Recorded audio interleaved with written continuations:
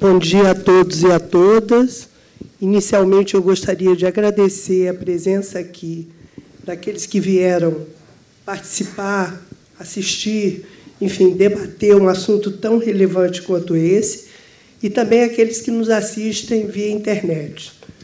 Bom, agradecer aos participantes dessa mesa, especialistas no tema, que eu acho que vão poder acrescentar dados muito importantes a respeito desse assunto que agora, ainda bem, toma uma dimensão maior no Brasil, chama a atenção, enfim, que é o tráfico internacional de bens culturais.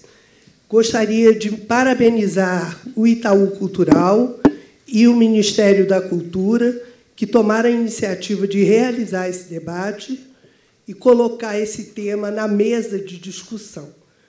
Bom, inicialmente, eu vou ser muito breve, inclusive que eu estou afônica, como vocês devem perceber. E eu gostaria só de ressaltar 2 ou 3 pontos que, a mim, me parecem muito importantes na discussão desse assunto. O primeiro deles é a necessidade urgente, a meu ver, de que se tenha uma legislação mais clara e mais, digamos assim, e que essa legislação, de fato, se faça cumprir. Porque, na verdade, existem, ao longo dos anos, várias tentativas. Em 1970, uma delas, depois, em 2004, se não me engano, no sentido de elaborar um conjunto de normas ou um conjunto de procedimentos relativos a esse assunto. Esse assunto na verdade, o tráfico internacional de armas, de drogas, enfim, é objeto, já hoje, de grande preocupação, a questão das fronteiras, etc. Agora, o tráfico internacional de bens culturais, ele ainda não é objeto de tamanha atenção. E ele é muito mais complexo, inclusive, hoje já se sabe que essa circulação ilícita de bens culturais ele está grandemente associado também à lavagem de dinheiro. É uma questão que merece atenção muito especial, porque é delicada, é complexa de ser averiguada, é complexa, tem um grau de complexidade maior a investigação e a detectar, quer dizer, essa circulação de bens ilícitos. Na Biblioteca Nacional, que é a instituição que eu dirijo hoje, nós temos tomado algumas providências no sentido de coibir essa prática, porque, como vocês sabem, a Biblioteca Nacional foi objeto de um grande furto nos anos 2004 e 2005, aproximadamente alguma coisa em torno de 1.100 obras foram furtadas da Biblioteca Nacional, e, a partir daí, começamos a dar maior... A instituição começou a ver com maior preocupação e a dar uma maior atenção ao assunto. Então, eu considero um dos instrumentos mais eficazes a digitalização do acervo da biblioteca. A Biblioteca Nacional conta com aproximadamente 10 milhões de itens em seu acervo. Desses 10 milhões, 2 milhões aproximadamente, hoje já estão digitalizados e acessíveis no nosso programa BN Digital. Então, essa é uma providência que, enfim, ela é uma providência que inibe, digamos assim, coíbe e facilita a identificação de bens eventualmente roubados ou furtados da Biblioteca Nacional. Outras medidas de segurança, evidentemente, vêm sendo tomadas na instituição, como instalação de câmeras de segurança, revista de visitantes, conscientização do corpo técnico, dos servidores da biblioteca, para a relevância do assunto. Enfim, temos trabalhado arduamente nesse sentido. E, finalmente, eu gostaria de dizer que, em outubro, vamos realizar com a IFLA um grande seminário sobre exatamente tráfico internacional de bens culturais, especificamente a respeito de bens bibliográficos. Então, é isso que eu gostaria de dizer inicialmente, reiterar a minha alegria de estar aqui nessa manhã, participando desse seminário. Certamente vou aprender muito com o que nossos palestrantes têm a dizer e convoco e convido a todos a também participarem, tanto os que estão aqui presentes, quanto aqueles que nos assistem via internet. Então, eu gostaria... Tem uma ordem para passar... Enfim, eu passaria a palavra, então, a Marco Aurélio Matos, que é supervisor-geral de projetos manuais aduaneiros e coordenador do projeto Suporte Web Aduaneiro, SUANA. Muito obrigado, professora. Bom dia a todos os colegas, bom dia, autoridades presentes, bom dia a todos da plateia que nos assistem pela internet também. Eu gostaria, primeiramente, de esclarecer que eu trabalho na Receita Federal na área aduaneira. Então, nós vamos tratar aqui do combate ao tráfico ilícito de bens culturais, mais voltados à importação e exportação.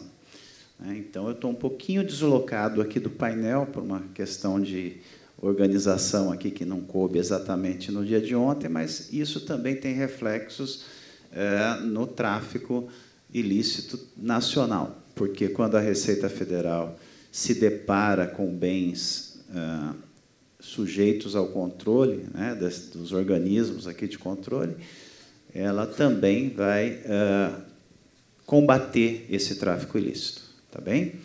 Então, a primeira observação que a gente vai fazer tem por vistas a gente ter uma noção de qual é o universo que a gente está tratando.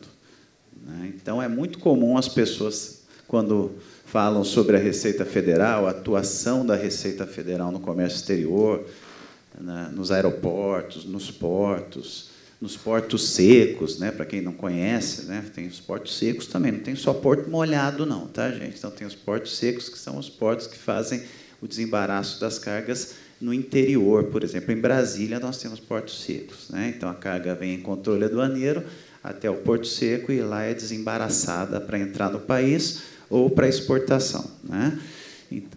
Então, esse controle todo, muitas pessoas acham que a Receita olha tudo, né? Não, a Receita olha tudo, nada passa, né? Então, nós vamos poder, sempre que a gente se deparar com um fóssil, né, doutor Felipe, a Receita vai pegar, né? Não é bem assim, né, gente? Então, vamos ver qual o universo que a gente está tratando aqui. No comércio exterior, resumindo todo esse quadro aqui que a gente está falando, vamos olhar diretamente essa tabelinha do final aqui. Nós temos, em 2017, 2.261.000 declarações de importação. Então, estamos falando na ordem de 2.200.000 declarações. E de exportação, 1.350.000. Então, nós estamos falando, durante o ano de 2017, de 3,5 milhões de declarações de comércio exterior. 3,5 milhões. Então, eu pergunto a vocês, a gente consegue parar e olhar tudo? Quer dizer, primeiro, não, né? Resposta não. Segundo, mesmo se conseguisse, a gente parava o país, né? A gente teve recentemente o episódio aí da greve dos caminhoneiros, né, que parou o país. Se a gente parar para analisar tudo que entra e sai do país, a gente para o país também, a gente para o comércio exterior. Então, não é esse o objetivo. O objetivo da Receita Federal é atuar pontualmente nas situações de maior risco. Aí alguém pode dizer assim, mas, Marco, Por que então a gente não faz assim? Ó, vocês não olham nada e tudo corre, flui bonitinho, né? É claro que também não é adequado, né? Porque se acontecer isso, a gente não vai combater a fraude, a gente não vai combater o contrabando, a gente não vai combater o descaminho, a gente não vai proteger os bons, né? Porque às vezes você fala assim, eu tenho uma empresa, né? Eu tenho uma empresa que fabrica embalagens. E essa empresa importa insumos da China. Ela importa filme plástico. E a gente paga o imposto de importação. Ótimo. Aí vem a outra empresa que faz a mesmíssima coisa. Só que ela dá um jeitinho, né, de burlar o pagamento desse imposto de importação. Eu pergunto a vocês, está correto isso? Pau que bate em Chico, bate em Francisco. Essa é a nossa atribuição da Receita Federal. Tá? Mitigar esses desvios, reduzir esse tipo de concorrência desleal. Né? Isso é só um exemplo, né, gente? Concorrência desleal é só um exemplo. A gente tem 1000 outros exemplos. Né? A função da Receita na aduana é proteger a sociedade de forma geral. Então, eu tenho, por exemplo, um produto, um tênis. Né? Eu vou importar um tênis, né, para fazer uns exercícios. Ora, eu tenho problema de joelho, né? Eu tenho problema nas articulações. Então, eu vou comprar um tênis de uma marca X, né, ou de uma marca qualquer, consagrada, porque eu tenho certeza que esse produto vai proteger as minhas articulações. Certo? Aí eu vou numa loja e compro um produto, o quê? Falsificado, né? Então, isso, a Receita Federal tem essa atribuição também, proteger a cada um de nós dessa falsificação que pode nos fazer mal, não é verdade? Porque a gente tem a boa fé de comprar um produto de tal marca que, em tese, vai nos dar a qualidade que a gente está esperando. E tantas outras funções que aqui não cabe ficar discorrendo, né? Tantos produtos aí que não são certificados, que não têm, por exemplo, brinquedos, né? Os brinquedos produzidos no Brasil, eles têm que seguir padrões, né, de qualidade, e isso gera custos. Então, a indústria nacional tem que gastar, por exemplo, aplicar uma tinta que não vai soltar, né? Quando quebra, não pode quebrar em pedaços pequenos que a criança pode engolir. Então, tudo isso gera custos. Então, um produto brasileiro, fabricado pelas indústrias nacionais, tem que seguir esse tipo de padronização. Isso gera custos. Se o produto, por exemplo, oriundo do Oriente, da China, por exemplo, ou da Índia, ele não tem essa mesma exigência de qualidade, ele é importado, ele vai concorrer predatoriamente aqui. Porque, obviamente, para fazer esse produto, eles gastam menos. Então, tudo isso são funções, só para falar rapidamente das funções da aduana brasileira, que é proteger. Né? E também no que nós estamos tratando aqui. Né? Então, se os bens culturais entram e saem do país, eles são submetidos à verificação de alguém. E alguém pode interceptar essa circulação de bens, justamente quando se tratam de bens que estão que não poderiam entrar e sair do país, ou, por exemplo, bens roubados, né? Nós tivemos recentemente um episódio aí, né, de bens roubados, né, da Bolívia, não é isso? Foram furtados que não poderiam entrar no país, né? Me corrijam se eu estiver falando uma bobagem aqui, mas a gente sabe que tem essas situações com muita frequência e a Receita tem condição de encontrar ou interromper esse fluxo. Mas a dificuldade está aqui. A dificuldade está aqui. Então, não é bem assim, a Receita vai olhar tudo, vai parar tudo, vai corrigir tudo. Não, a Receita não tem condição de fazer isso. E, como eu disse, se fizesse, também ia parar o comércio exterior.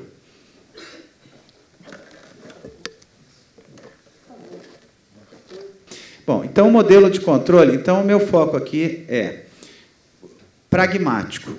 Suscitar o debate aqui entre nós de como a gente pode trabalhar para tornar mais eficiente esse controle a despeito da nossa limitação de atuação, tendo em vista esse universo que eu acabei de dizer. Tá?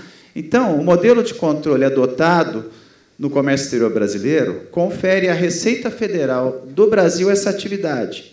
Né? Então, resumindo, a atividade de verificação de cargas, de mercadorias, né, a autorização de entrega, tudo isso é executado por um órgão somente, Receita Federal. Então, por exemplo, quem vai ver a carga que está entrando e saindo do país? Quem vai ver as mercadorias?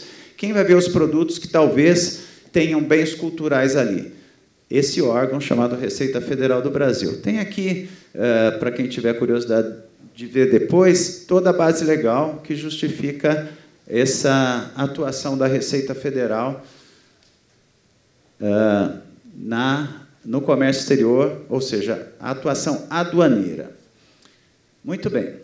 Então, como eu falei para vocês, a Receita não pode atuar em 3.600.000 declarações de comércio exterior. Ela não pode verificar tudo, evidente. E o IPHAN, como órgão que vai colaborar com a Receita Federal, o IPHAN e outros órgãos aqui representados, tá? Quando eu falo IPHAN, leia-se, tá? Os demais órgãos, DNPM e tantos outros aqui que atuam no controle de bens culturais, ele pode, sim, cooperar na identificação e no trabalho nosso, né? A gente pode trabalhar conjuntamente. Mas, por exemplo, o IPHAN era chamado, até junho do ano passado, a atuar em dezenas de milhares de solicitações que a Receita Federal consultava. Né? Então, por exemplo, na exportação, eu tenho lá uma situação de exportação de um quadro, uma obra de arte. O que acontecia? Quero a autorização do IPHAN. E o colega da Receita Federal convidava o IPHAN para fazer essa verificação. Ora, se não me engano, 80 mil, na ordem de 80 mil verificações por ano. Eu pergunto a vocês, será que isso é necessário? Será que a gente tem necessidade de parar tantas exportações assim e de demandar tanta gente assim do IPHAN para fazer essas verificações? E a pergunta, qual a solução para melhor controle da entrada e saída de bens culturais com a menor interrupção desse fluxo? Essa é a nossa pergunta e o nosso desafio hoje. Então, o ano passado, em junho, há um ano exatamente, nós trabalhamos conjuntamente. Nós fizemos um grupo, IPHAN e Receita Federal, e nós trabalhamos justamente nessa questão de como reduzir essa intervenção do IPHAN, que estava sendo muito grande, muito demandado, porque sempre que a Receita Federal se deparava, por exemplo, com uma obra de arte, na exportação, tinha que chamar o IPHAN para fazer a anuência. Tá bem? E esse trabalho gerou os seguintes resultados. Primeiro, o IPHAN publicou uma nota que interpretou essa expressão, bens de interesse artístico. Porque a Receita Federal, os meus colegas, né, nós interpretávamos que qualquer bem de interesse artístico tinha que ser consultado ao IPHAN. Então, vocês já imaginam como que funcionava a coisa. Né? Então, por exemplo, se tinha lá uma história em quadrinhos, né, tinha que chamar o IPHAN para fazer a anuência. Então, me parece que não era muito adequado isso. Né? Então, o que aconteceu? Saiu essa nota interpretou mais restritivamente essa expressão e isso nos deu fundamentação para a gente não ficar consultando o IPHAN à torto e direito, como se fazia antes. Tá? Muito bem. Outro resultado. Foi inserido no site do IPHAN, na internet, páginas orientativas e também no manual de importação, aliás, no manual de exportação da Receita Federal. Então, o manual de exportação da Receita Federal é muito consultado pelos aduaneiros que trabalham na exportação. Tá bem? Então, por exemplo, no site do IPHAN está aí a página, né, vocês mesmos podem ver depois, que dá as orientações sobre os bens culturais, saída de bens culturais. Né? Então, por exemplo, está dizendo ali, ó, bens culturais que não podem sair do país. E está com uma lista ali que, na verdade, orienta sobre quais os bens que não podem mesmo sair do país. Né? seguindo, né, essa mesma página, diz lá os bens que dispensam manifestação do IFAM. Olha que bacana. Então, esse resultado do trabalho conjunto levou a essa lista, né, que, na verdade, acaba eliminando milhares de solicitações de autorização que não tinham a menor necessidade. Tá? É um trabalho do Estado que pôde ser dispensado depois desse estudo, desse trabalho conjunto. Né? Olha que bacana. Ficou muito bacana mesmo essa página aí do IFAM. Né? Então, ela é bem orientativa, bem didática. Tá? Então, quando houver dúvidas, né? Então, como que se procede, ali estão os formulários, enfim, é bem didática. Perguntas frequentes, né? Também é um recurso bastante usado, eu também uso bastante isso nos manuais aduaneiros. E agora passando para o lado da Receita.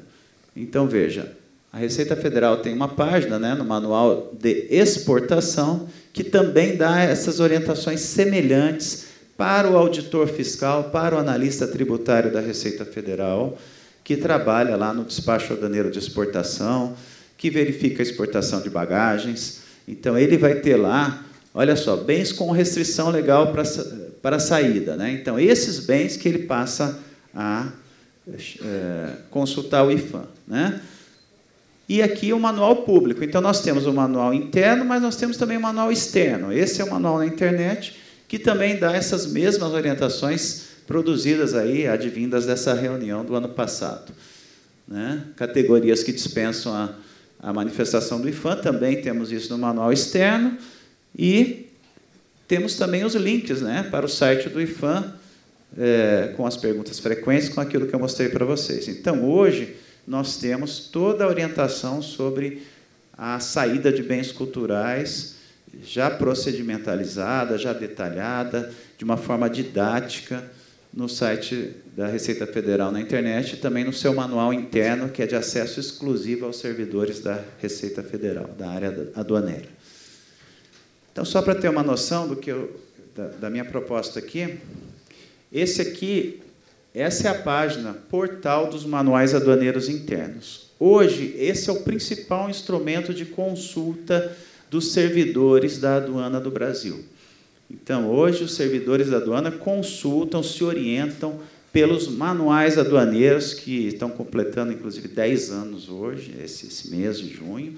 Tá? E nós temos manuais de praticamente todas as áreas do comércio exterior. Tá certo? Aqui não coube num slide só, então eu fiz em 2, tá? Mas o portal é o mesmo. Tá? Então, só para vocês verem ali em cima, né, o segundo manual, a exportação, né, esse que eu citei, que tem esse conteúdo, tá certo? E aqui temos, na verdade, 22 manuais aduaneiros em produção, que são realmente a principal ferramenta dos aduaneiros para consulta. Um deles, que a gente chama, inclusive não chama de manual, a gente chama de Sistema de Combate à Pirataria, é só para dar uma ideia do que eu quero propor aqui para os demais órgãos aqui presentes. Por que dar uma ideia? Porque esse sistema recebe colaboração externa, não é informação só da Receita Federal. E funciona muito bem. Aliás, esse sistema de combate à pirataria é inédito no mundo. O Brasil é pioneiro no mundo nessa iniciativa. Em outros países, nós temos sistemas que têm informações de detentores de direitos de marcas, enfim, sistemas muito mais limitados do que esse. Esse é um sistema completo, que tem toda a orientação para o combate à pirataria, recebendo também do setor privado as informações que vão orientar os auditores naquilo que eu chamo de função mineira. O que é uma função mineira, gente? Eu sou mineiro, tá? Mas a gente tem que ser mais mineiro ainda na área aduaneira. O mineiro, o que ele faz? Ele desconfia. Nós temos que saber desconfiar. Tá? Então, eu tenho que ser mais desconfiado ainda do que eu sou. Né? Mas, para poder desconfiar com fundamento, eu preciso de informação, eu preciso de subsídio. Então, se alguém, né, antes de entrar na Receita, falava assim, tem bolsa Louis Vuitton falsificada. Eu falava, bolsa o quê? Eu nem sabia o que era Bolsa Louis Vuitton, né? Hoje eu já sei, né? Por quê? Não é só porque eu estou trabalhando na Receita, é porque tem combate à pirataria na atribuição, não. Mas porque eu recebo as informações do titular dessa marca e ele me ajuda a identificar que aquele produto pode ser falso. Ah, pode, tá, mas você tem certeza? Eu não tenho certeza. Mas com a informação que ele me dá, que está aqui nesse sistema, eu desconfio, e é isso que eu quero. Aí eu paro aquela importação que eu estou desconfiado e vou chamar o representante para me ajudar a identificar. E aí eu vou ter certeza. Tá bem? Então, esse é o sistema, a carinha dele, né? Essa é uma das guias, a guia marcas ali, que tem um Rzinho. Aquela ali é essa guia que eu vou mostrar a seguir para vocês. Tá vendo? Então, eu tenho aqui não coube a tela inteira, mas tem um grande número ali, 50, 60 marcas. Se você clicar nela, isso é interno nosso, tá? Mas só para mostrar para vocês, eu vou clicar em uma delas aqui, ó, para vocês, né? Então, dessa marca aqui, é claro, não tem só isso, tem muito mais informação, fotografias e material gráfico, mas é justamente para nos ajudar a identificar, dicas para a gente identificar que o produto é falso, o produto e formação de contato, enfim, uma série de coisas. Então, o que eu quero dizer a vocês é o seguinte, me parece que esse é o caminho. Tá? A gente precisa receber essas informações, a gente precisa ter essas fotografias, a gente precisa ter esse material, porque simplesmente eu não sei, né, como eu perguntei hoje para o colega, eu não sei o que é fóssil. O que é fóssil? Eu não sei. Tá? Eu perguntei para ele, o que é fóssil? Né? Então, eu preciso de um sistema que vocês, autoridades de controle, passem para nós, de uma forma didática, exemplificativa, com fotografias, com ilustrações, aquilo que eu preciso saber para eu ser um mineiro autêntico, para eu parar aquela importação, parar aquela exportação e falar assim, estou desconfiado, vou chamar o Felipe aqui, vou consultar o Felipe, estou desconfiado, vou consultar o Fábio, do IFAM. Tá? Esse produto, isso aqui... parece aquele oratório que tem no sistema, né? O oratório pode exportar, tem que ter autorização. Esse oratório está parecendo bem antigo, eu acho que eu vou parar. Tá bem? Então, como otimizar o trabalho IFAM Receita Federal? Né? Então, a minha proposta, e esse é o foco dessa apresentação, um foco pragmático, é um sistema ou site desenvolvido pelo IFAM, quando eu falo IFAM, leia assim, em conjunto com os demais órgãos de controle, com acesso exclusivo aos servidores desses órgãos de controle e aos servidores aduaneiros da Receita Federal. Né? Então, exemplo, o que pode conter esse sistema? Fotografias de bens culturais roubados, bens considerados sensíveis que devem ser priorizados pela fiscalização, informações que possam subsidiar a análise de riscos da Receita Federal, fotografias de coleções de museus e de conjuntos de bens rotineiramente movimentados ao exterior, para facilitar justamente na hora de uma eventual verificação, para ser mais rápido, para ser mais dinâmico, orientações do IFAM e dos órgãos de controle que vocês entendam ser úteis para a autoridade aduaneira, como uma cooperação sistematizada, informações de contato de unidades e servidores do IFAM, de servidores dos demais organismos de controle e áreas de atendimento para melhor ação conjunta, para a gente se entrosar melhor. Então, tudo isso o sistema aceita, e mais do que a gente imaginar que seja necessário. Mas, para isso, eu preciso do quê? A gente precisa desse sistema. Esse sistema pode ter o acesso reservado ou não para a Receita Federal. Depende do conteúdo que a gente colocar. Né? Então, como viabilizar isso? A gente precisa de um convênio da Receita Federal com os demais órgãos envolvidos. Tá? Mas a gente tem uma segunda alternativa, uma alternativa ainda a isso, tá? Que seria, em caso de dificuldade, a gente pode criar inicialmente páginas no site público do IFAM contendo apenas as informações não reservadas. Aí fica aberto para todo mundo. Tá bem? Então, a gente pode filtrar e colocar as não reservadas. Quando a gente tiver que colocar reservadas, a gente vai ter que fazer o convênio. Né? Eu já estou terminando, tá? Então, nos manuais da Receita serão criadas orientações com links dirigidos a esse conteúdo que será mantido e atualizado pelo IPHAN. Tá? Eu estava conversando de manhã com os colegas, isso pode ser feito também, eventualmente, no próprio manuais aduaneiros. Aí seria uma outra solução que depois a gente discute aqui entre nós. Desculpa, passado o tempo, muito obrigado a todos.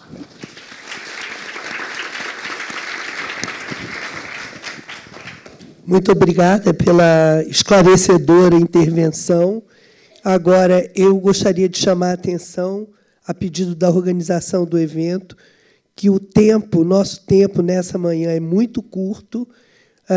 Cada palestrante tem 15 minutos para fazer a sua explanação.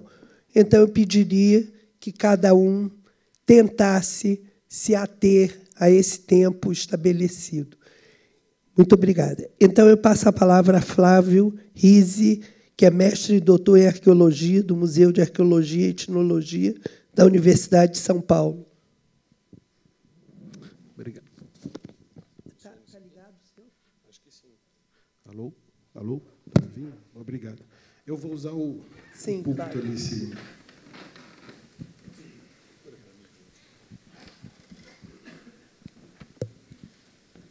Bom dia a todas e a todos.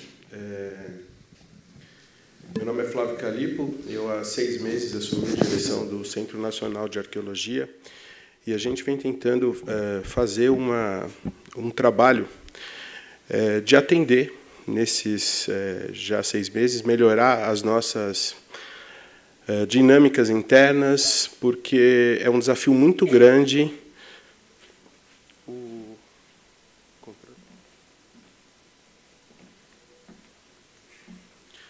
fazer a gestão de 28 mil sítios arqueológicos ao longo de todo o território.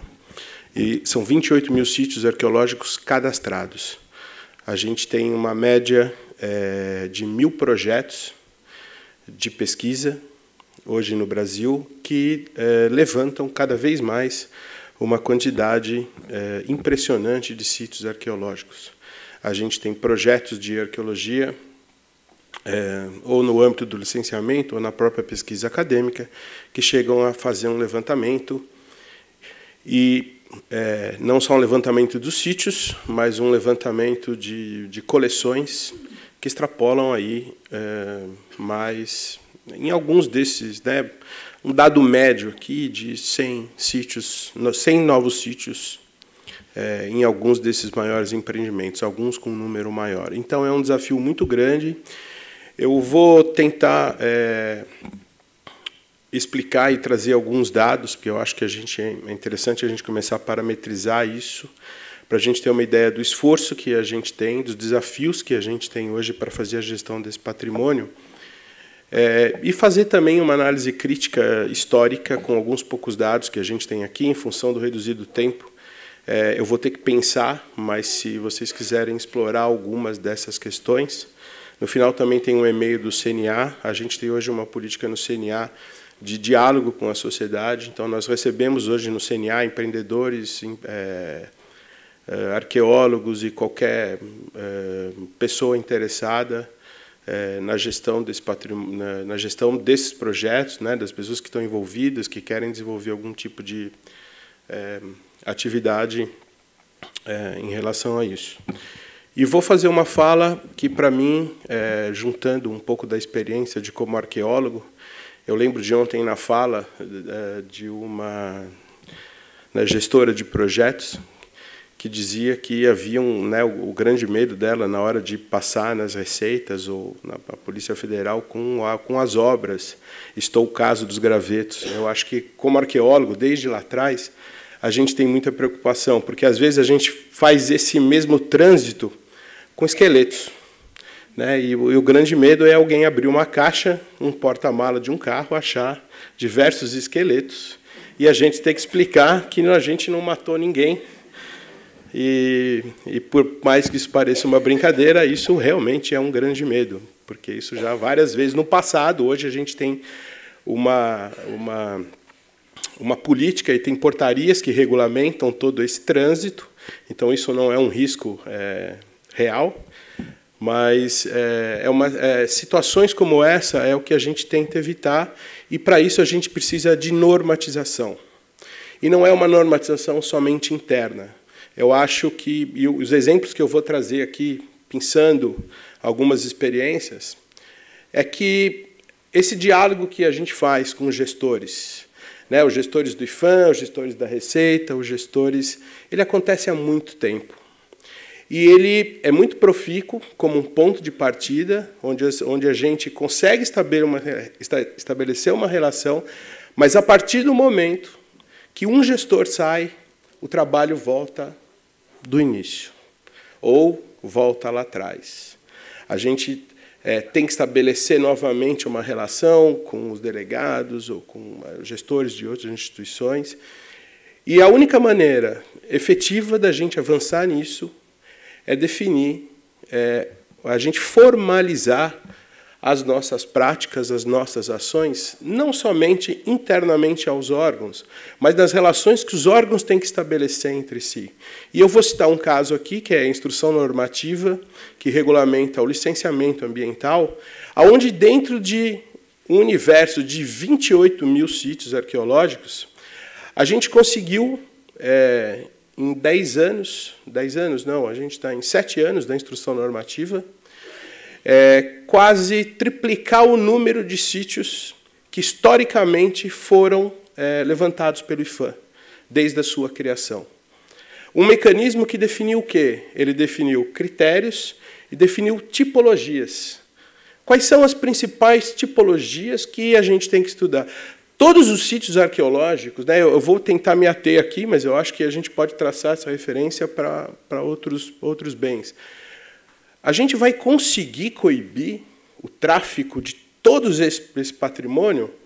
Eu acho que essa é a intenção, mas a gente tem que ter um começo. E o começo, para nós, e a experiência que a gestão do patrimônio arqueológico tem mostrado, é que a gente tem que definir tipologias dos principais bens que estão em risco. E, a partir daí, desenvolver mecanismos, desenvolver portarias internas normativas, mas chegar, e eu acho que essa tem que ser a luta, uma portaria interministerial. Né? Se a gente não consegue uma política que envolva vários ministérios, mas a gente tem que ter, pelo menos, uma instrução normativa, uma portaria interministerial que defina quais são as ações de cada um dos órgãos dentro de um sistema integrado. Porque eu acho muito louvável as iniciativas e as falas que a gente vê aqui, mas elas são... Né? A gente hoje está organizando uma exposição no junto do Centro Nacional de Arqueologia, junto com a Superintendência do Distrito Federal, que foi uma coleção dada entre 1960 e 1970 à Receita Federal, para que os técnicos da Receita Federal tivessem uma coleção de referência para que eles pudessem se instrumentalizar. E, ao longo de todo esse processo de lá para cá, a gente tem diversas iniciativas. E essas iniciativas, elas sempre são um pulso, elas são, né, algo que... E a gente sempre passa por... É cíclico. Em determinado momento, acontece alguma situação que expõe instituições, expõe problemas, e a gente precisa tomar uma iniciativa. E isso é um pulso, as pessoas se conversam, elas chamam atenção para esse problema, mas efetivamente, a gente não trabalha com planejamento, com normatização dessas ações. É muito louvável que a gente tenha um esforço de integração, mas eu realmente só vou me sentir um pouco mais tranquilo a hora que a Polícia Federal, o IPHAN, a Receita Federal, o DNPM tiverem lá dentro aprovado, dentro dos seus planos de ação anual, determinados tipos de ações, determinados tipos de procedimento, porque eu acho muito importante essa questão da economia, né, da gente se preocupar, mas patrimônio cultural, para mim, é uma das coisas mais importantes que a nação tem. Ela é muito, porque é ela que define toda a maneira como a nação pensa, a nação se organiza, os valores que são desenvolvidos. Então, eu acho que hoje, esses dados que eu quero tentar, com alguns dados, mostrar, é que os dados que a gente tem para pensar no tráfico ilícito, eles são muito menores do que efetivamente a dimensão desse patrimônio mostra. O material arqueológico brasileiro que se encontra fora do país, e não só o que foi levado antigamente, quando não havia legislação, quando o Estado brasileiro não estava consolidado da maneira que está hoje, ele é muito grande. Então, a gente não tem nem noção do tamanho desse tráfico. A gente tem algumas denúncias, algumas situações, algumas coisas que ocorrem. Então, eu queria só tentar, no tempo que me resta aqui, mostrar um pouco desses dados, para a gente poder fazer essa reflexão. Desses 28 mil sítios arqueológicos, praticamente metade desses sítios foram identificados ao longo da instrução normativa nos últimos 7 anos. Porque essa instrução, embora ela tenha reduzido o número de tipologias de empreendimentos, né, eu falo no âmbito do licenciamento, ela criou mecanismos mais efetivos para a gente poder identificar e para a gente poder proteger esses sítios arqueológicos. Aqui a gente tem uns exemplos de algumas atividades relacionadas que vão gerar, né, o tráfico ilícito, que é a caça ao souvenir. A caça ao souvenir é a pessoa que vai a um sítio arqueológico e acha um material interessante e coleta esse material e leva para sua casa. Ele parece ser uma coisa simples, uma coisa que não tem impacto, mas ele impacta muito, porque esse material é levado. E qual é o grande problema da caça ao souvenir? É que a gente tem uma dificuldade de investir na questão do turismo cultural. Porque, a partir do momento que essa é uma atividade, se a gente busca pela implementação de atividades turísticas, a gente está aumentando esse problema. A caça ao tesouro, no Brasil, ela é uma coisa... A gente não tem dados sobre realmente o que acontece com a caça ao tesouro, né? Quer dizer, aquelas pessoas que vão realmente buscar os artefatos arqueológicos. A gente sabe que ela acontece, e ela acontece principalmente nas regiões onde as fronteiras não estão bem protegidas. Mas a gente tem uma lei também, que é a Lei 10.166, que ela tem a ver com o patrimônio cultural subaquático. E ela tem uma coisa que é terrível, que ela permite que se atribua valor, porque nessa lei o Estado tem o empreendedor que vai lá e realiza, né, empreende uma atividade de extração daquele material. O Estado é obrigado a ressarcir, dependendo das condições, em até 70%. E essa lei diz que esse valor é baseado no mercado internacional de bens arqueológicos. Não existe um mercado de bens internacionais, né, um mercado internacional de bens arqueológicos. Esse mercado é o mercado ilícito, é o tráfico. E a lei brasileira define isso. Então, para mudar essas leis, quer dizer, a gente não consegue fazer isso de forma articulada. A gente tem que ter realmente um grupo formalizado que esteja pensando nessas questões e atuando nessas questões. Um grande risco hoje é a questão dos detectores de metais. Os detectores de metais, eles não são ilegais, mas muitas pessoas vão aos sítios arqueológicos e começam a procurar metais e levar esses metais. A gente tem diversos exemplos disso na internet, vídeos, existem associações que utilizam isso. Eu não estou dizendo que todas as pessoas estão preocupadas com isso, mas a gente tem diversos exemplos mostrando esse tipo de ação. E é uma ação que ela tem que atuar de forma integrada, não simplesmente só com uma atitude repressiva, mas com atitudes educativas, com atitudes informativas. A gente recebe algumas denúncias da comercialização de bens arqueológicos em feiras, né, na internet. O que a gente faz com isso? A gente reporta. Porque, por mais vontade que eu tenha de ir lá e na feira e tomar aquele material arqueológico, assim, eu não posso fazer isso. Isso tem que ser uma operação integrada. E isso é uma coisa cotidiana, não é simplesmente, né, uma coisa que acontece de vez em quando. E a gente não tem dados efetivos de o quanto isso realmente impacta. Então, eu coloco nesse último item aí, né, que o CNA já promoveu um encontro sobre tráfico ilícito de bens arqueológicos lá em 2013. Só para mostrar que essa não é uma preocupação atual, era uma preocupação que vai e venha toda hora. E eu sinto um pouco que, e é isso que eu queria falar, né, trazer para essa fala, é que a gente tem que partir para um objetivo mais amplo, que é a formalização, é uma pactuação. E essa pactuação não adianta ser um pacto do gestor do CNA, do diretor do CNA. A gente tem que envolver aqui a direção dos órgãos. Tem que ser uma instrução, a gente tem que trabalhar por isso, por uma formalização, né, para a criação de um sistema. Enquanto a gente tem no sistema, porque eu acho que existe muito boa vontade dos gestores de todas as áreas, mas, como diz o colega, não existe um entendimento, não existe uma especialização dos próprios técnicos. Quando é que isso vai acontecer? A partir do momento que a instituição tenha um procedimento, um planejamento para poder criar essa instituição. E se o colega sair, você tem ou uma delegacia, ou tem um setor que esteja preparado, que conheça os outros órgãos, que já tenham termos de cooperação estabelecidos, que possam construir esses termos de cooperação, porque, senão, a gente vai viver sempre esse dilema, e reuniões como essa vão continuar acontecendo, e sempre acontecendo, a hora que a gente tiver algum tipo de ocorrência, né, que levante novamente a necessidade de uma discussão. E para quem é gestor, que é o cabo que ocupa tudo agora, a gente gasta muita energia com isso.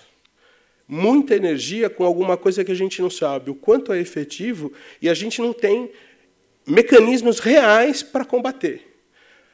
A gente tem um volume, hoje o CNA é responsável por ano por 8.000 análises de projetos e relatórios. É um trabalho burocrático gigantesco. E se a gente não tiver isso planejado e normatizado, para nós é terrível, porque a gente tem que parar o trabalho para poder desenvolver ações que a gente tem que saber quem são os gestores. Vamos descobrir quem são os gestores, vamos tentar falar com as pessoas. Do ponto de vista de planejamento, isso é terrível. Né? É uma ação que é muito difícil de acontecer. Por quê? Porque ela não é colocada como prioridade. Esse é só para... Eu vou tentar concluir rapidamente, só apresentar alguns exemplos. É um questionário que a gente aplicou em 2017 para alguns representantes da Polícia Federal. A gente queria entender qual era o... Né, realmente existe uma demanda, o CNA está realmente comprometido com isso. O que, às vezes, faz esse esforço diminuir é que a gente vê que isso sempre acontece, e a gente nunca tem um mecanismo efetivo, porque o patrimônio cultural é sempre colocado numa situação em que ele é mínimo, ele não traz impacto, é um pequeno número, mas a gente não sabe se é um pequeno número. A gente precisa olhar isso com mais preocupação. Aqui, o caso dos detectores de metais, as denúncias que a gente encontra, a gente, em 2017, recebeu 150 denúncias. É muito difícil, às vezes, com essas denúncias, porque a Polícia Federal, a gente também não tem, às vezes, dessas denúncias, instrumentos para passar para a Polícia Federal, para que ela possa realmente abrir uma investigação, porque teria que ter, na realidade, uma investigação maior, né, uma lava-jato para as questões do patrimônio. Aqui uns dados que a gente tem, o número de denúncias por ano, é um número... eu não consigo nem dizer se ele é significativo ou não, mas ele tem aí alguns anos que existe um pico. A gente tem sempre tentado repassar todas essas denúncias para os órgãos, né? Aqui, as denúncias são majoritariamente relacionadas à venda desses materiais. Os bens, na maioria, são as pedras polidas, que é aquele exemplo que eu mostrei, uma machadinha, algo do tipo. E aqui um exemplo, né, quer dizer, eu acho que esse é o começo, né, a publicação de um memorando circular em que o diretor do DEPAN encaminha às superintendentes critérios para o acionamento das delegacias de meio ambiente. O diretor do DEPAN diz para as superintendências qual é o procedimento que eles têm que desenvolver para efetivamente poder fazer as denúncias. Isso é o início de procedimentos de normatização. E eu encerro aqui minha fala justamente nesse sentido. Eu acho que boa vontade, intenção e colaboração entre as instituições, elas são um início. Mas, efetivamente, para a gente poder, numa próxima reunião, não discutir os mesmos problemas, mas a gente poder avançar realmente na proteção e na gestão desse patrimônio, a gente tem que formalizar isso. A gente tem, hoje, um comitê que discute, que envolve várias pessoas, mas ele não é um comitê formalizado. Ele não tem um número dentro de um ministério, ele não tem um processo, efetivamente, que obrigue com que as entidades sentem, reúnem, definam critérios, definem metodologias e desenvolvam ações integradas. É isso que eu tinha para falar. Obrigado.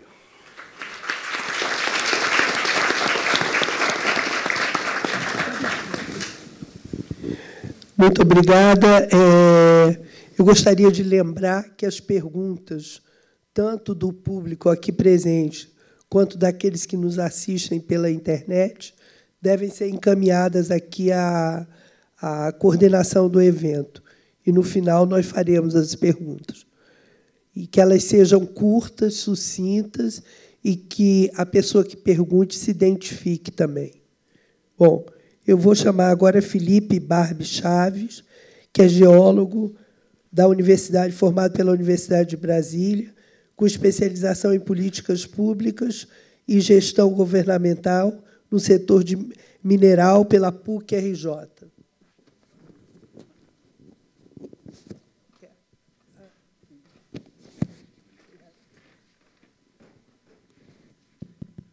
Alô, alô, bom dia. Bom, em primeiro lugar, bom dia a todos que estão aqui presentes, bom dia aos que estão na internet, bom dia, professor Helena, os demais membros aí da mesa. Eu sou Felipe Chaves, sou do Departamento Nacional de Produção Mineral, que está num processo de transição para a Agência Nacional de Mineração. Então, dentro desse contexto, nós estamos pensando agora internamente lá como vai continuar o andamento, o tratamento desse assunto de fósseis e paleontologia e buscando sempre, né, caminhar em direção à busca de normativos mais eficientes, mais claros, menos burocráticos, cujo um dos objetivos é exatamente coibir, né, esse tráfico ilícito de bens culturais, mais particularmente a questão dos fósseis aí brasileiros. A situação atual que nós temos hoje em dia, não sei se todos aqui têm alguma familiaridade com a paleontologia, com essa ciência, mas o Brasil, no contexto mundial, ele é um país de destaque. Nós temos o nosso território, aí, mais de 60% dele recoberto por bacias sedimentares. Essas bacias sedimentares, todas, sem exceção, possuem rochas, formações rochosas com fósseis, e nós temos aí duas que têm um destaque internacional incrível, exatamente pelo seu conteúdo fóssil. A bacia do Araripe, no sul do Ceará e noroeste de Pernambuco, né, é reconhecidamente um dos melhores sítios paleontológicos do mundo, né, em função da qualidade e da diversidade dos fósseis que lá são encontrados. A bacia do Paraná também, que pega desde o sul do Goiás até aqui o estado de São Paulo e todos os estados da região sul, entrando aí por Paraguai, Uruguai e Argentina, é uma grande bacia sedimentar também que tem várias das suas formações rochosas com fósseis também, fósseis diversos, até do que o que a gente encontra lá no Nordeste, no Araripe. Essas características de grande quantidade, grande diversidade de espécies, você encontra desde micro-organismos até vertebrados complexos, como répteis e mamíferos, e a qualidade de preservação dos organismos, onde você identifica praticamente todas as estruturas corpóreas, isso atrai os olhos do mundo, isso atrai os caçadores de souvenir, isso atrai pesquisadores estrangeiros, isso atrai traficantes, pessoas que vêm ao país, e como nós não temos uma legislação que normatize bem a exploração e a circulação desse material, e levando-se, em relação a isso, o DNPM adota uma postura de proibição ao comércio, à autorização de exploração desses materiais para fins comerciais, obviamente a gente tem aí todo um tráfico que se desenvolveu ao longo dos anos e um comércio ilícito tanto dentro do país como para fora. O controle estatal e social é deficiente nesse sentido. Para vocês terem uma noção, o nosso marco legal na área é um decreto-lei de 1942, assinado ainda por Getúlio Vargas. Ele é um decreto-lei muito extenso, ele tem um artigo e um parágrafo único a esse artigo, onde diz tão somente que o DNPM tem que autorizar a extração de fósseis em território nacional. O parágrafo único diz que as instituições públicas oficiais estão dispensadas dessa autorização. Então, a eles basta uma comunicação do que vão fazer em campo e, como os senhores bem sabem, esse tipo de tratamento diferenciado, isso gerou uma certa permissividade, até mesmo com o público acadêmico, em que o DNPM, só nos últimos 10 anos, está conseguindo um acompanhamento mais próximo do que os pesquisadores fazem em campo e conhecendo melhor as coleções que foram montadas, e para aí, então, conseguir se pensar melhor em questão até de reconhecimento desses bens enquanto patrimônio cultural brasileiro. A situação que nós temos lá hoje em dia, o DNPM é órgão anuente na exportação de fósseis, isso graças a um destaque de número 04 de interesse paleontológico numa norma de exportação mais geral, 9705, junto ao Sistema Integrado de Comércio Exterior, controlado pela Receita. Então, de 2006 para cá, toda a exportação de fósseis que não passa pela análise prévia e anuência do DNPM já pode ser de cara considerada como uma atividade ilícita, irregular, né? O DNPM adota, como não autoriza a exploração de fósseis no país com finalidade comercial, eles também, para a anuência, ele só é feita no caso para pesquisa científica, para exposição em eventos no exterior em caráter temporário e para permuta com instituições estrangeiras. Nesses últimos 10 anos para cá, ocorreram alguns casos de pequenas coleções de um museu brasileiro ou de uma universidade, de um laboratório de paleontologia numa universidade, fazer a permuta com outros laboratórios, com outros museus aí mundo afora. E, novamente, a gente veda essa anuência para finalidade comercial, exatamente por entender que esse comércio, um comércio de bens da União, não deve ser feito sem ter um mínimo de regramento legal para controle. Então, como não existe esse regramento, e nesses 10 anos que eu estou no DNPM, nós já elaboramos projetos, anteprojetos de lei, encaminhamos ao Ministério de Minas e Energia e, infelizmente, até agora, isso ainda não frutificou, não se tornou realmente um projeto de lei do Executivo Federal a ser encaminhado para apreciação do Congresso. A gente mantém essa postura conservadora de vedar autorizações para fins comerciais. Não há órgão anuente para importação, então tudo que entra no país do exterior fica ao controle exclusivo da Receita Federal, da Aduana Nacional, e aí se tem também alguns problemas, porque há convenções internacionais que procuram combater o tráfico, ilícito desses bens, e nós já tivemos situações de entrada de fósseis estrangeiros, mas oriundos de países que também proíbem a comercialização. Então, nesses casos, a Receita brecou a entrada desse material, informou ao DNPM, a gente vai lá, faz uma avaliação do material para confirmação de procedência e, em se entendendo que essa procedência é de um país que segue as convenções internacionais que proíbe o seu comércio, a gente também recomenda à Receita que vede, que não autorize a entrada no país, e aí, nesse caso, o material é mandado para a origem. E uma coisa interessante que aconteceu é que, como as anuências a gente só faz sempre dentro desse critério de pesquisa, permuta ou participação em eventos no exterior, essa questão da temporalidade ficou sempre muito clara, né, de saída e uma posterior entrada, à exceção da permuta. A permuta ela é feita em caráter definitivo.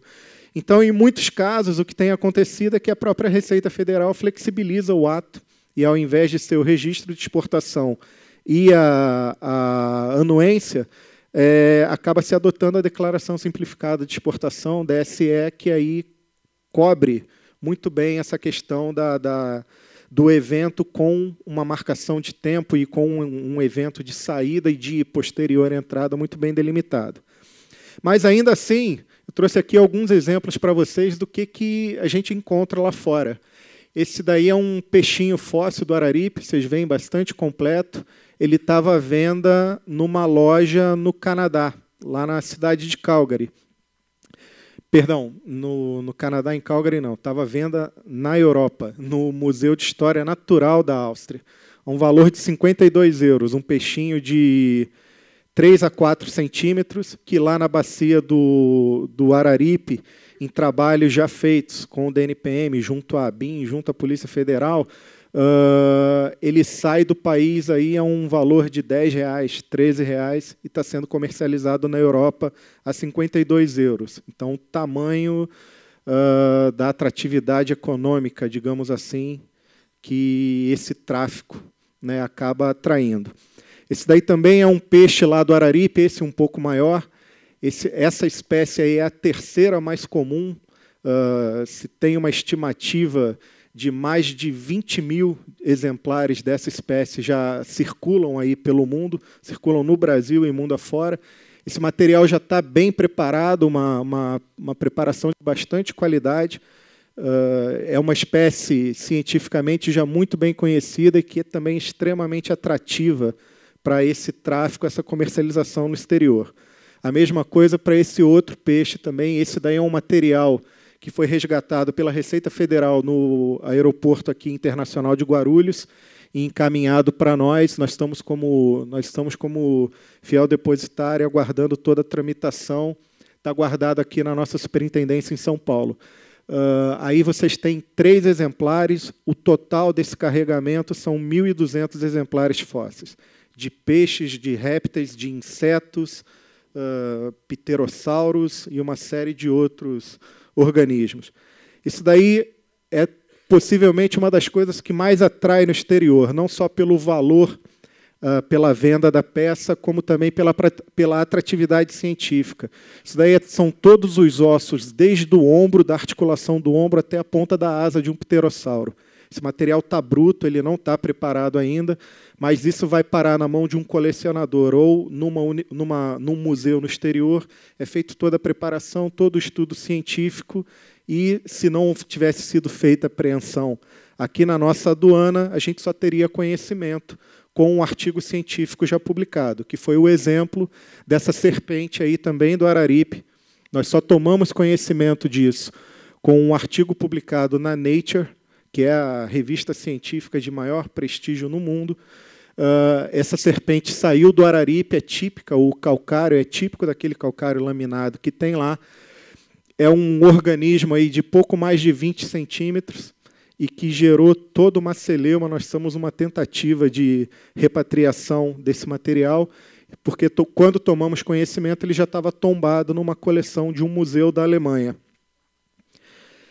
Isso daí são mesossauros da Bacia do Paraná, talvez é o que os organismos mais atrativos de lá, né? São lagartos, digamos assim, bem genericamente falando, que também são muito, muito, muito procurados por traficantes. Esse daí é um material que nós conseguimos reaver junto à aduana francesa. Essa história é bem legal, porque aí são animais aí centimétricos, de 20, 30 centímetros. Essas placas de calcário têm cerca de 30 por 30 centímetros, e elas foram recuperadas na aduana do aeroporto Charles de Gaulle num carregamento de bíblias. Então, as caixas com bíblias e, entre os volumes de bíblias, as placas calcárias acondicionadas. O que nos leva ao seguinte: quais são os nossos enormes gargalos? Legislação ultrapassada. Uma norma de 1942 não faz mais sentido estar em vigor hoje, ainda mais uma norma com um artigo 1º e um parágrafo único. Até agora, infelizmente, mesmo fazendo proposições aí de melhoria da legislação, não obtivemos sucesso. O Executivo Federal ainda não deu a devida atenção ao assunto, né? Esperamos que, dentre logo, isso possa acontecer. Essa legislação também ela é confusa, a começar da nossa Constituição, porque a nossa Constituição considera bem cultural, patrimônio cultural brasileiro, os sítios de interesse paleontológico. O que são sítios de interesse paleontológico? Toda ocorrência paleontológica no país, né, o Flávio falou que, com relação à arqueologia, são 28 mil. Com relação à paleontologia, a gente já tem aí um cadastramento de cerca de 12 mil. E, obviamente, que esse número vai crescer muito ainda. Todas essas 12 mil ocorrências são realmente sítios de interesse paleontológico? Né, o que você encontrou ali de fóssil realmente merece esse tipo de atributo? Não foi só uma ocorrência pontual, um material que, pelo grau de preservação, pela forma, né, como ele está preservado, tem algum interesse para esse tipo de reconhecimento? É uma questão a ser discutida. E a questão da omissão também, para vocês terem um exemplo, né, não existe na lei, em todo o arcabouço legal brasileiro, a previsão de infrações e sanções no caso de tráficos de fósseis. São sempre montadas teses jurídicas baseadas em outras leis, como a Lei dos Crimes de Usurpação, a Lei 8.176, e que, se você for pegar e analisar o próprio escopo da lei, ela não define exatamente, né, os bens paleontológicos como bens passíveis de usurpação. E o que tem acontecido? A Polícia Federal, no esforço do seu trabalho, consegue deter pessoas traficando, mas essas pessoas não ficam muito tempo detidas. Elas logo, lá no Araripe, isso é típico, elas logo são soltas e logo voltam à contravenção. O órgão regulador, que no caso é o DNPM, tem muita dificuldade de acompanhamento dessas extrações, porque a gente faz as fiscalizações rotineiras nas minas, nós recebemos dos mineradores os materiais, né, nós temos um escritório lá na cidade do Crato, que nós temos mais de 8 mil exemplares fósseis guardados lá, só que o que a gente recebe não são aqueles materiais que eu mostrei para vocês. A gente recebe materiais comuns, materiais muito danificados, e todo esse material mais precioso, mais atrativo e que acaba tendo mais valor para efeito de tráfico, isso daí já se identificou uma rede de trabalho que consegue, né, passar esse material e consegue levar isso para o exterior sem que a gente tenha um sucesso sistemático no combate a essa exportação clandestina. E uma outra questão, que é até uma pergunta que eu coloco, a anuência de exportação ela é vedada para o comércio. Isso acaba gerando um estímulo ao tráfico? É uma questão que a gente, volta e meia, discute lá no DNPM. Pela própria falta de amparo legal, a gente não consegue ainda uma ação mais efetiva e mais eficiente. De forma também que a integração das entidades, algo que já foi muito explorado pelos demais aqui, ela se faz cada vez mais necessária, né? Essa integração com a Receita Federal, com a Polícia Federal, ela tem funcionado bastante, mas a gente tem certeza que pode funcionar ainda muito melhor, assim como com o IPHAN e com os demais órgãos aí de proteção ao patrimônio. E essa interação ainda deficiente, não só entre as entidades, como é o caso do comitê que está se querendo montar, mas também do próprio Poder Executivo, né, do Poder Público Nacional com o meio acadêmico, que é quem tem muito interesse, pelo menos na questão da paleontologia. Eles precisam, o fóssil é o objeto básico de estudo na paleontologia, sem os fósseis não se faz nada em paleontologia, e há uma certa dificuldade de interação com o meio acadêmico, em função desse marco legal muito permissivo, digamos assim, né, e também com o setor produtivo e com a sociedade. Né, você tem atividades de mineração que trabalham a produção de calcário para cimento e para outros insumos aí básicos na indústria. Praticamente toda a mineração de calcário tem a ocorrência de fósseis. Ao acessar a rocha, o minerador acaba encontrando. E a nossa legislação ela estabelece muito claramente o bem mineral explorado é um bem da União. Aquilo, o que se procura explorar é um bem da União. E o fóssil também é um bem da União. Só que o Estado dá o direito de exploração ao bem mineral e não ao fóssil. Então, aí é sempre uma questão que fica difícil de gerir. A gente tem conseguido avançar mais com os programas de salvamento junto com os órgãos ambientais. Tem se resgatado muita coisa nas empresas de mineração, nas minas ativas aí no país, mas também é uma fronteira de avanço. Os desafios, a modernização da legislação, a otimização da ação, o investimento no planejamento, na execução e no estímulo de ações de repatriação. Uma coisa, eu estava conversando antes com o Marcos, com o Fábio, o Museu Nacional do Rio de Janeiro fez uma ação muito legal que conseguiu a repatriação de uma coleção paleontológica muito importante, de referência mundial. Referência mundial, fósseis da Bacia do Araripe, junto à Universidade de Cincinnati, nos Estados Unidos. O pesquisador, o Dr. Caster, na década de 40, 50 do século passado, trabalhou muito no Brasil, trabalhou muito no sul do país, coletou muita coisa, levou para os Estados Unidos, estudou, publicou muita coisa a respeito desse material. E, numa negociação de um pesquisador do Museu Nacional com pesquisadores da Universidade de Cincinnati, foi aí organizada e feita a repatriação. O DNPM, a Receita Federal, só interviu na volta do material e no desembaraço do material ao chegar ao Brasil. O DNPM, mesmo não sendo um órgão anuente, o Museu Nacional solicitou o nosso apoio nisso, o apoio no contato com a Receita. Foi um processo que durou pouco mais de um ano, e hoje em dia o Museu Nacional tem uma coleção de 1.200 exemplares fósseis já repatriados dos Estados Unidos sem qualquer tipo de embaraço, sem qualquer tipo de dificuldade. Talvez seja uma linha de ação também, essa maior integração com o meio acadêmico e, via meio acadêmico, se conseguir o retorno de muito material de interesse para o país. Agradeço a vocês, meus contatos aí junto ao DNPM. Peço desculpas por ter cedido um pouquinho ao tempo. Bom dia a todos.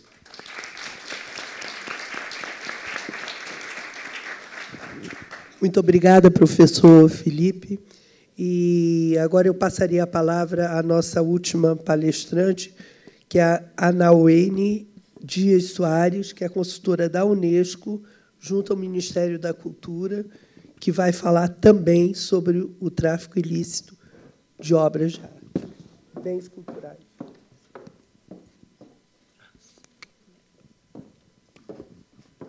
Bom dia a todos. Bom dia a todos.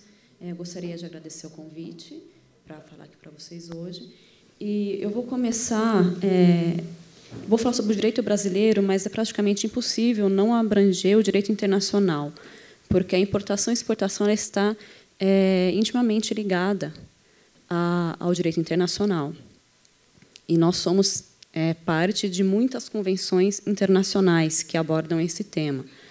Então, eu vou tentar trazer alguns casos que remetem ao tráfico ilícito, que hoje nós temos mais ou menos 9 ações ou omissões que se passam pelo tráfico ilícito, porque ele é necessário um delito intermediário para se haver o tráfico ilícito.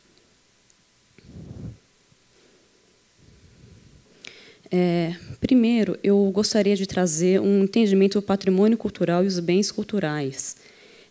Essa mesa está bem específica, foi se falar dos bens arqueológicos e dos bens paleontológicos. Eu vou fazer uma abordagem um pouco mais genérica sobre os bens culturais e do entendimento do Brasil, o que se considera como bem cultural. Primeiramente, nós temos a denominação de patrimônio cultural no artigo 216, que é, inclusive, o que o nosso colega acabou de citar, o Felipe, sobre a proteção dos bens paleontológicos, que são bens da União, e eles têm a proibição, de uso para comércio. A Constituição ela se adequou às convenções que nós fazemos parte, que tratam do patrimônio cultural, que seria a Convenção de Haia, de 54, que tem um caráter mais humanitário, a Convenção da Unesco, de 70, e do UNIDROIT, de 95.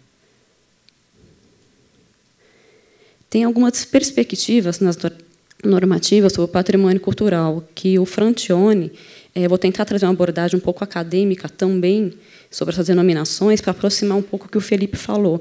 Na última reunião do comitê, eu participei junto a ele e tentei me atentar a um pouco da sua fala, de tentar unir. E como consultora e pesquisadora, vou tentar fazer essa passagem pela tanto a normativa e quanto ao entendimento dos pesquisadores sobre as normativas. Então, nós temos 3 perspectivas. Tem a perspectiva nacionalista, isso falando das normativas, no patrimônio cultural de retorno ao seu local de origem, com características de proteção nacional e de pertencimento a toda a humanidade, que seria um patrimônio de acesso ao público.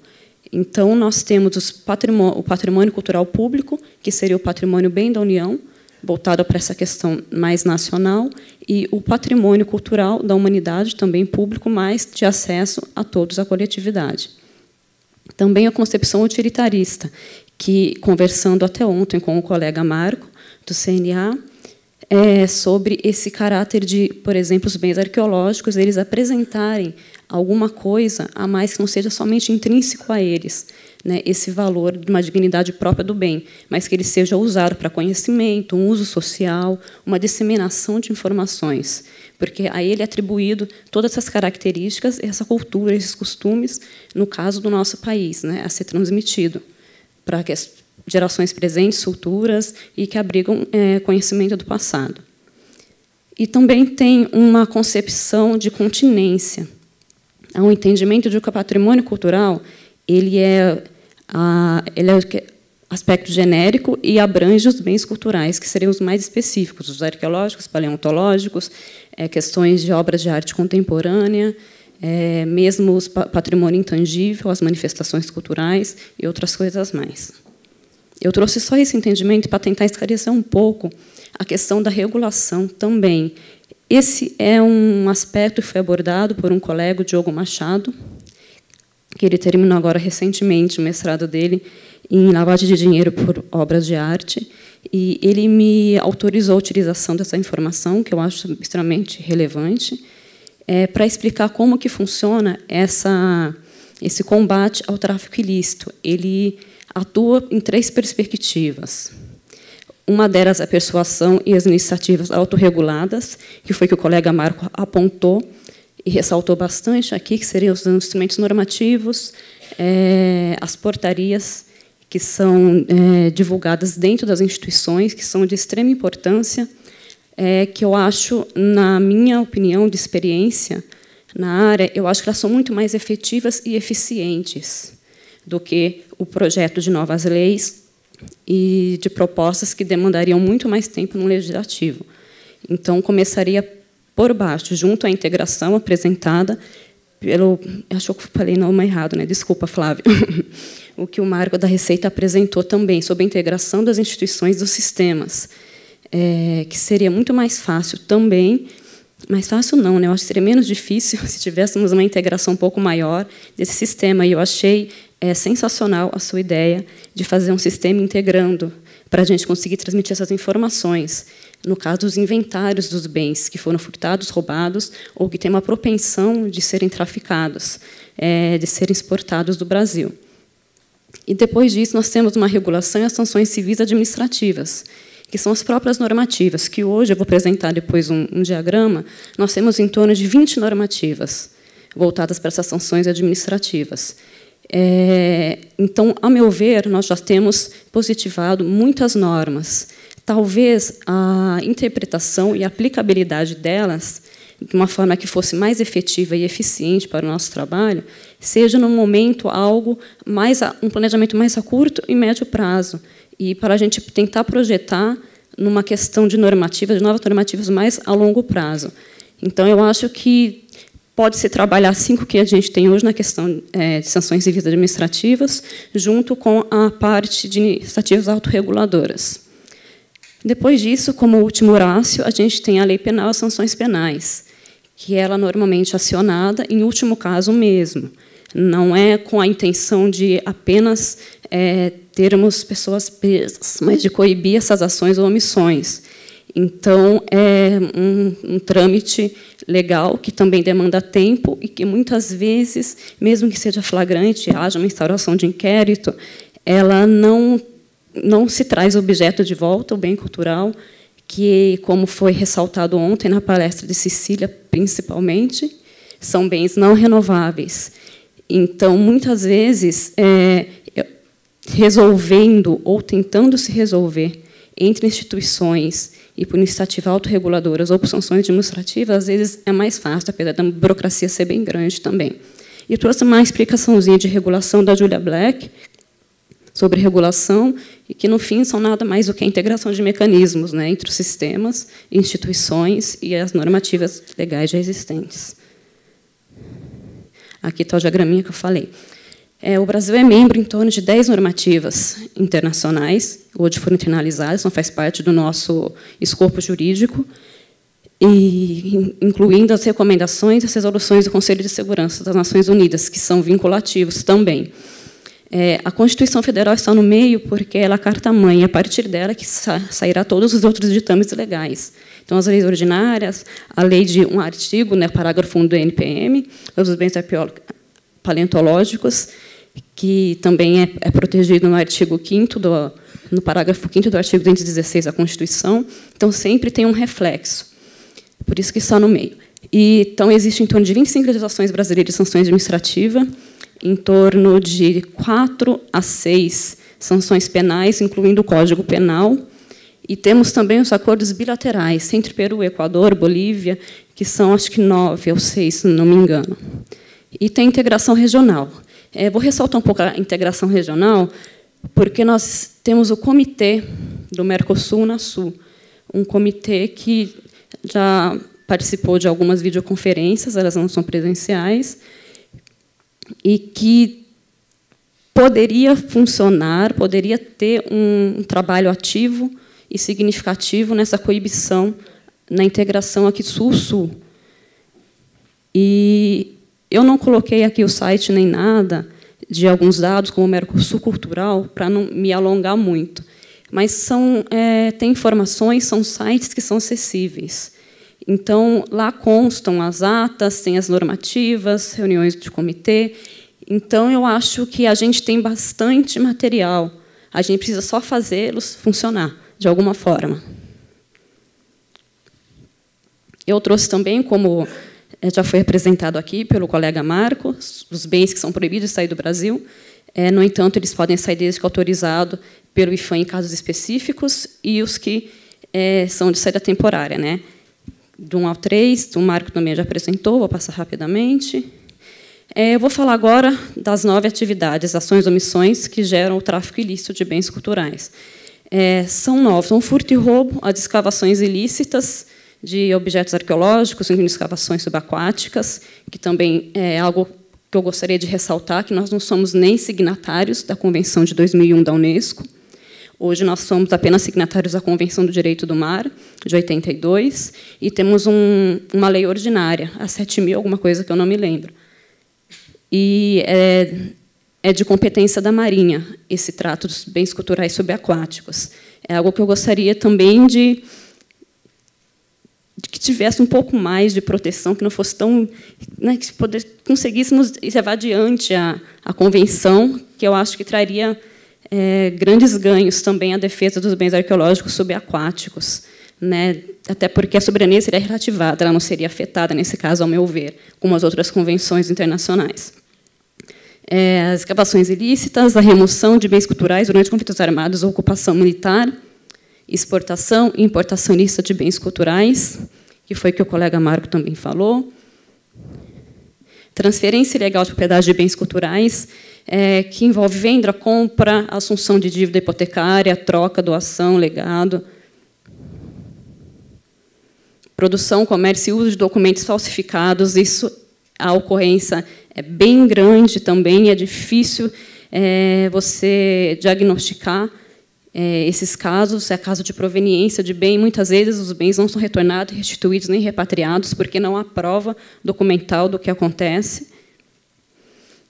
Conspiração, participação de grupo criminoso organizado para tráfico e infrações relacionadas, Vou citar depois alguns casos sobre isso, né? E a lavagem e o branqueamento de ativos, que também está vinculado à Convenção de Crime Organizado. Bom, no tráfico ilícito, de acordo com as normativas, ele tem a restituição, o retorno e a repatriação. A restituição, ela faz referência a furto, roubo, escavações, remoção, produção e comércio e uso de documentos falsificados. Já o retorno faz referência a exportação, importação ilícitas, transferência, tráfico e transporte ilegal. E a repatriação está intimamente ligada à lavagem de ativos. Por que eu trouxe isso, essas terminologias? Que, às vezes, da incompatibilidade, tem alguma lacuna na normativa, e, às vezes, a utilização equivocada desses termos, quando você vai solicitar esse retorno à restituição, pode dificultar ainda mais, por questões técnicas. É uma mera bobagem, mas que, às vezes, faz diferença no trâmite burocrático. Aqui eu trouxe alguns exemplos de furto ou roubo, de manchete de jornal. Eu acho que fica mais elucidativo para apresentar como isso é corriqueiro no Brasil. Furto do MASP, roubo à casa de Graziella Laffer Galvão. Não acontece em instituições públicas, acontece em instituições privadas, como galerias, casas de colecionadores ou casas de pessoas que não são colecionadores, apenas têm algumas obras de arte que adquiriram de herança. Roubo dos Volpes. Eu também quero ressaltar, eu pus esse que é da Polícia Civil, que é muito importante a gente ter em mente a competência dos entes envolvidos também. Nem tudo é de competência da Receita Federal.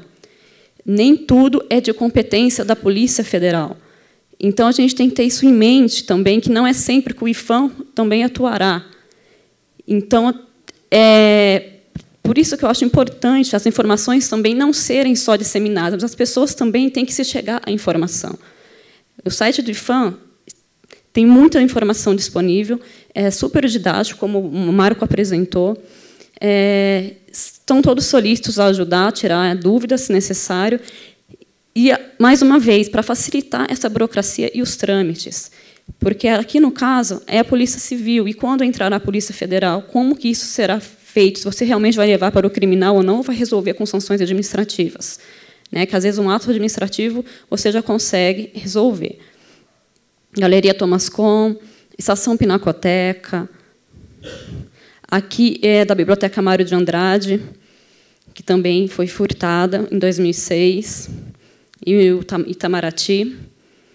O Itamaraty teve uma perda bem grande também da questão da parte cartográfica, foram quase 2.000. Essa aqui é um exemplo de 150 só, em torno de 6 milhões. E a UFRJ também, o ano passado, foi um dos mais recentes. Também a biblioteca foi furtada. Então, é bem corriqueiro. Isso é uma das ações intermediárias por tráfico. As escavações ilícitas, eu trouxe aqui como exemplo que eu estudei a questão do Banco Santo dos bens arqueológicos. E, na busca e apreensão, foram realizados os inventários pelo MAI, pelo IFAM, e pela equipe técnica do próprio colecionador. E eram em torno de 2.100 bens arqueológicos pertencentes ao Banco Santos. O curioso é que todos eram achados fortuitos, que pode se ocorrer pelo artigo 17 da Lei 3.924, e, desde que autorizado, pode-se ter a detenção ou a posse desses bens, mas, como são bens públicos, podem ser requeridos a qualquer tempo. E, junto a isso, eu coloquei em contraposição as escavações ilícitas. Muitos ribeirinhos detêm, às vezes, achados fortuitos em casa, e muitas maiorias nem sequer chegam a conhecimento das autoridades.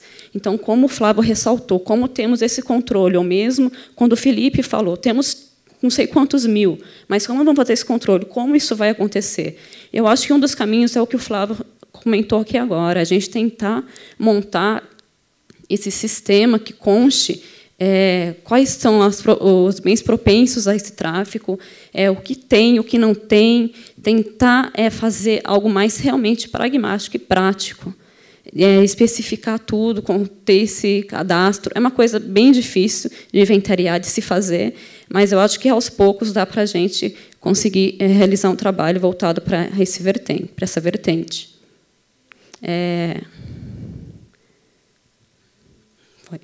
Eu trouxe um pouco de fósseis, eu sabia que você ia falar, mas ainda assim eu quis trazer, que eu encontrei no eBay. São fósseis que estão na Grã-Bretanha, que estão sendo vendidos no eBay, né, da Alemanha, e para serem enviados para lá. E são fósseis brasileiros.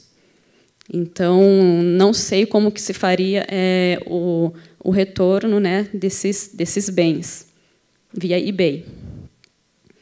Aí cito também a casa de transferência legal, que seria um caso de 3 obras que foram leiloadas para honrar os credores, né, no caso do Banco Santos, que é recente, que ainda está acontecendo. Desculpa. Trouxe o Hannibal, que ele foi rematado em 4,2 milhões na época. Trouxe também a obra do Liechtenstein, que foi rematada em 3,4 milhões de dólares pela Sotheby's, para dizer que também as obras de arte contemporânea também são propensas na questão de transferência legal, ou seja, para lavagem de ativos e outras coisas mais. Um Poliakoff, também avaliado em 100 mil dólares. Eu trouxe esses valores não apenas para mostrar como ele tem essa especulação, esse valor é especulado no mercado, como ele é comercializado.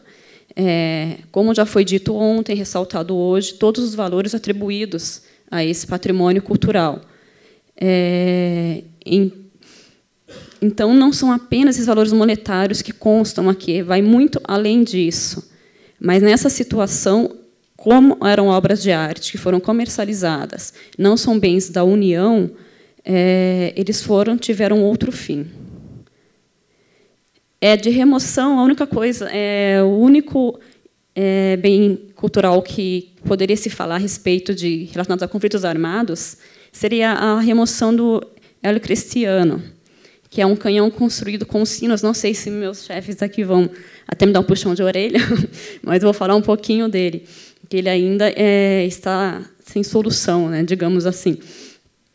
Ele foi um canhão construído com metais de sinos de igreja e que foi saqueado, pilhado pelo Exército Militar Brasileiro na Guerra do Paraguai, em 64 a 70, e foi requisitado o seu retorno em 2010. No entanto, é um bem que já foi tombado pelo IFAM em 98. E ainda estamos nesse impasse. É só como um exemplo para mostrar se vai haver essa restituição ou não.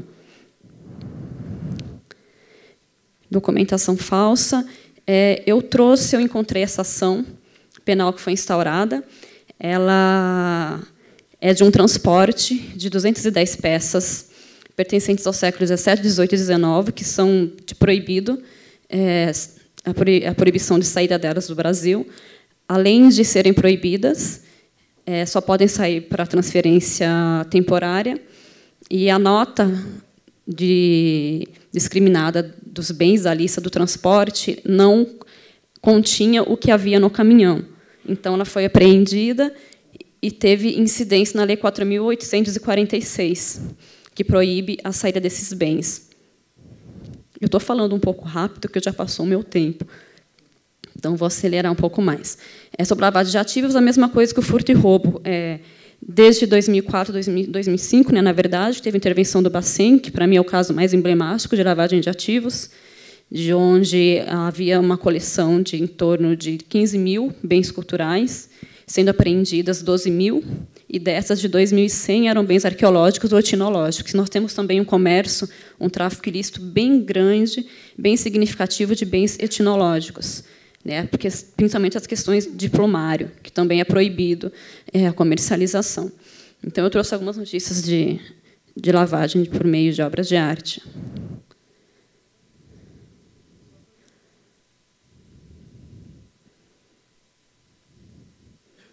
Acho que a última, né, mais recente, foi do Iotim.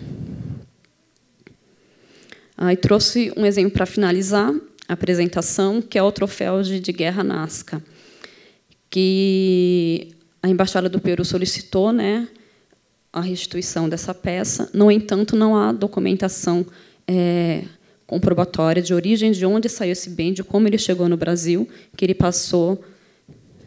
Depois eu volto. Ele passou da Argentina para o Paraguai e veio para o Brasil. Então, a declaração de transferência de posse e propriedade contra a proveniência, que aqui acho que é um resumo de tudo que poderia ter num caso só sobre o tráfico. É de 2012 e narra isso, no entanto, não dá para se comprovar. E na perícia também diz que só se contou 3 características como uma peça sendo NASCAR, sendo das 10, né, que seria necessário para comprovar. Então, a peça continua aqui e está em detenção do detentor, né, do possuidor. Essas são algumas instituições que eu trouxe que trabalham, né, na prevenção e no combate ao tráfico ilícito. Muito obrigada. Desculpa falar um pouco rápido.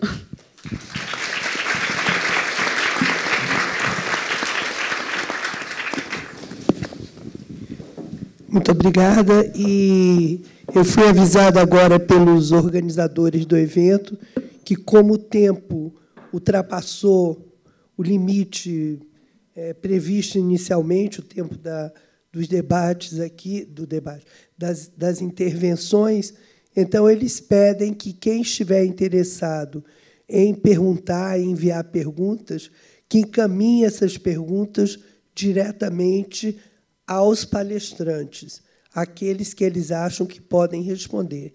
Isso vale tanto para quem está aqui quanto para quem nos assiste via internet. E eu gostaria de encerrar, mais uma vez, agradecendo a presença de vocês, dos internautas, e parabenizando, uma vez mais, o Banco Itaú, o Itaú Cultural, a parceria com o Ministério da Cultura, pela realização desse seminário, que ressalto, importantíssimo.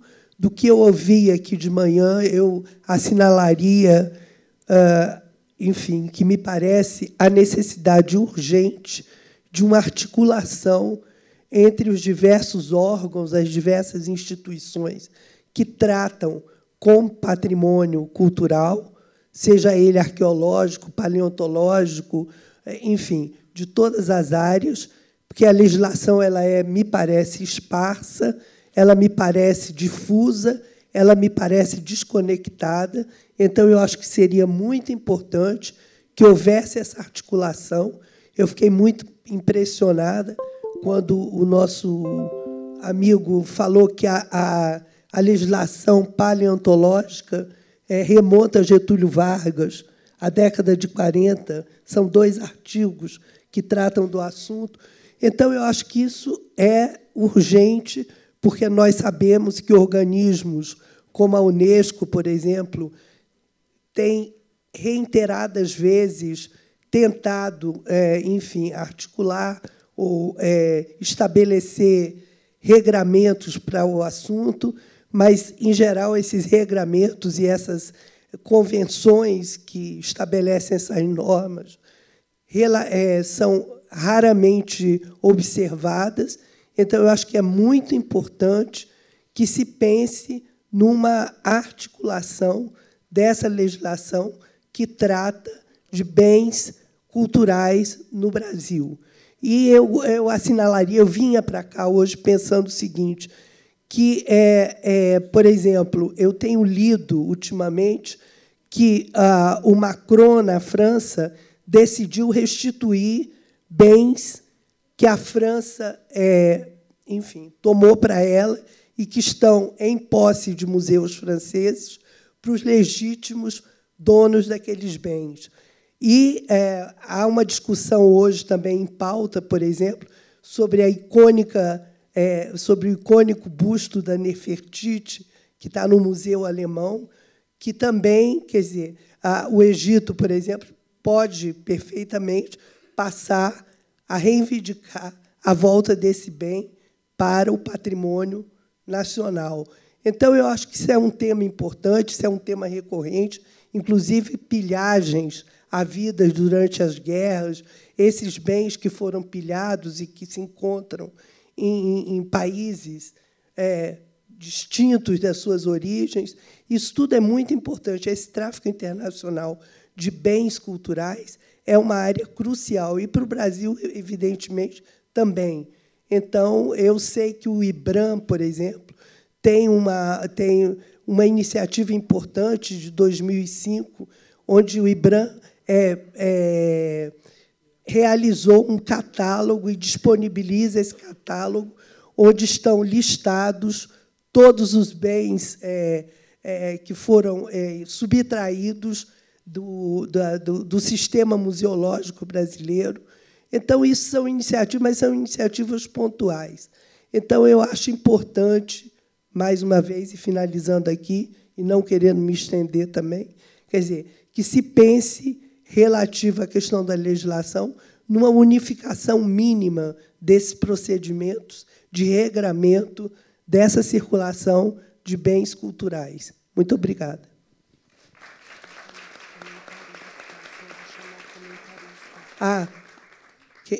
Um momento. Então, eu gostaria de chamar um comentarista que vai encerrar a mesa.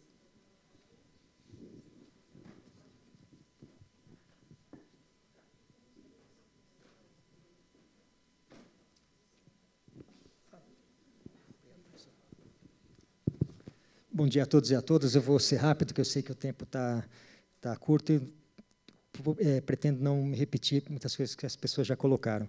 Mas eu gostaria de agradecer o convite. E eu acho que esse encontro aqui já traz um saldo, porque ele aponta caminhos importantes para, primeiro, aprimoramento da legislação. E aí a fala inicial da professora Helena já coloca a questão da necessidade de legislação mais clara. O Felipe fala da questão da defasagem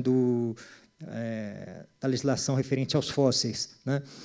E a legislação é antiga, ela existe, né? Não é só da década de 40, a referente ao tombamento é da década de 30. É um decreto-lei 25, né, de 1937, da época do Getúlio Vargas também, que é a primeira legislação que fala sobre o tombamento, né? Aí a gente tem, na década de 60, uma lei que se dirige à questão dos livros, né?